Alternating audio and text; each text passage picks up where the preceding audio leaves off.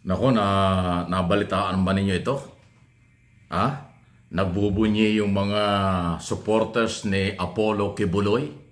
Kahit na nakakulong ngayon dyan sa Pasig City Jail dahil sa iba't ibang kaso, qualified human trafficking at mga kasong pang-aabuso sa mga kabataan sa Quezon City Prosecutor's Office. Alam niyo kung bakit gulat ako? Parang ayaw ko nang pag-usapan ito eh. Kaya lang, para lang ma-update ko kayo kung anong nangyari sa kampo ni Kibuloy. Kanilang ipinagbubunye at ikinakatuwa ayon pong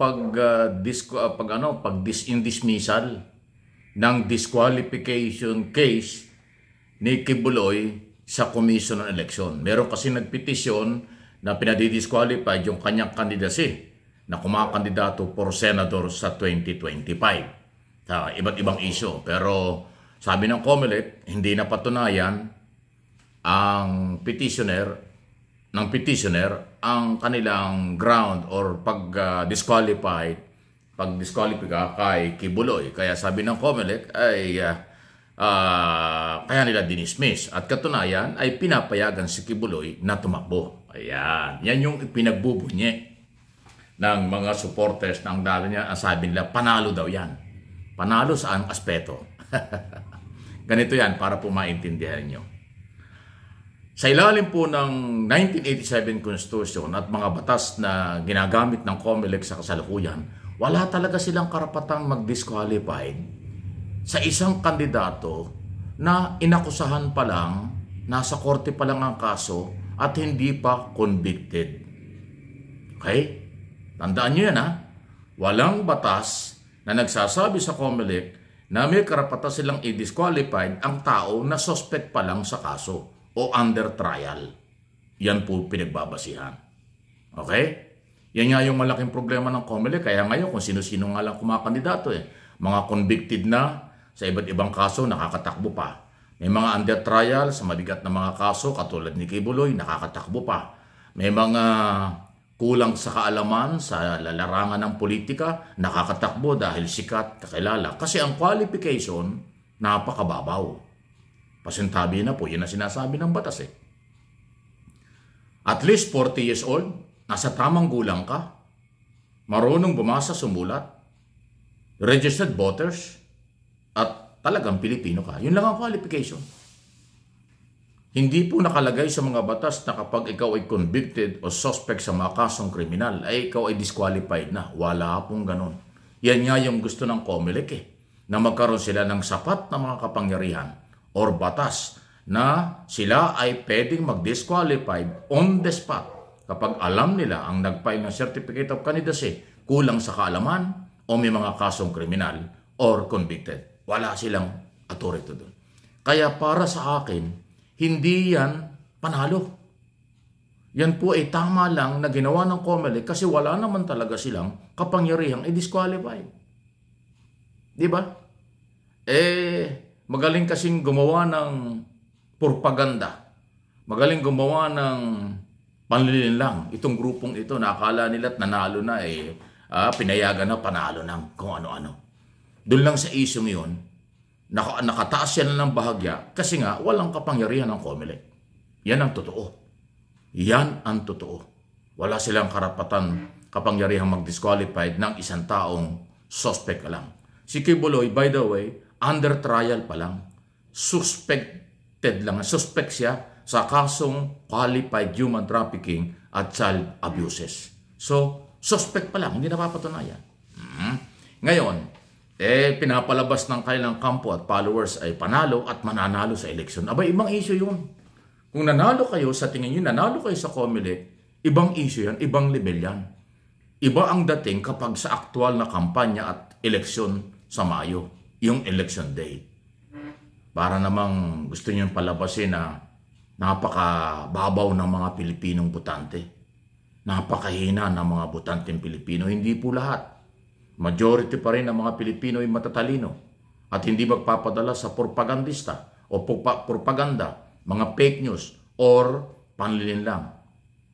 Naniniwala ang channel na ito, MA Pinoy TV at kahit yung isang channel ko pa, Mike Abby Opinion, matatalino ang botanteng Pilipino. Alam nila kung sino ang karapat-dapat iboto sa pagiging senador o anumang posisyon sa darating na eleksyon. Hindi makukuha sa paawa, panlilinlang, or kung anumang gimmick na propaganda. Dahil ang propaganda, panlilinlang, bahagi yan ng maduming politika. Bahagi yan ng mga sistemang bulok sa politika na kahit hindi totoo, pinaninindigan, kahit hindi kaya, sinasabi, para lang makakuha ng boto. Ang Pilipino, hindi na ganon. Pero kung sinasabi niyong nanalo kayo sa COMELEC, malaki na rin ang chance niyong manalo sa eleksyon, malayong-malayo yun. Kung nakalusot kayo sa butas ng palakol, yan sa COMELEC kasi normal lang yon. Pero sa butas ng karayom, para manalo senador sa eleksyon, napakalabo nun. Malabo pa sa sabaw ng pusit yan. Malabo pa yan sa maliit na butas ng karayom ang pagdadaanan ni Kibuloy bago manalong senador. Kasi nga, paano naman susuportahan sa eleksyon ng mga tao? Si Kibuloy may sariling relihiyon. Sino namang mga relihiyon na sasama sa kanya ay magkakakontra sila. Ang Katoliko, hindi nila man niya kasundo. Ang Iglesia ni Cristo, alam ko, hindi rin niya kasundo dahil binabanatan din ni Kibuloy niya sa television nung wala pa siyang kaso o nung hindi pa nabubulgar ang kaso. Akala ba niyo yung Iglesia ni Cristo tutulong kay Kibuloy para manalo? Ako, wala akong nakikitang ganon. Ano bang relihiyon dyan? Tutulungan ba nila yung ang kaso ay qualified human trafficking, sexual abuses, child abuses? Ang kaso, di umano'y pang-aabuso sa kabataan. Ano, sino relihiyon ang tutulong sa ganong klaseng kandidato? Yan, di ba? Magpakatotoo lang tayo. Wala namang personalan, issue lang.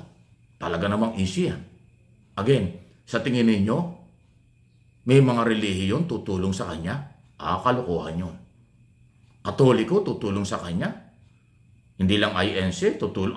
Ako naniniwala, walang relihiyong matino na susuporta sa isang pastor na may kanyang klaseng di umano'y pang-aabuso sa kabataan. Kung sa kanya lang man aasa sa kanyang mga membro, malabo pa yan sa sabaw ng pusit talaga. Di nga makapaglagay ng congressman, di nga makapaglagay ng party list, nagsenador pa. O isang kukunin yung boto. Hindi naman totoo. Sabi nga ng PNP, hindi totoo na meron silang 7 to 8 million na mga member. Ang sabi nga ng PNP doon sa hearing, di ba? Sa Senado. On record yan sa Senado. Ano ba sabi ni Colonel Marantan at saka ni General Torre? 5,000 lang ang member. 5,000 lang ang full-time workers. O di ba? Yun ang sinabi doon sa Senado, sa hearing. Hindi ko alam kung totoo yun.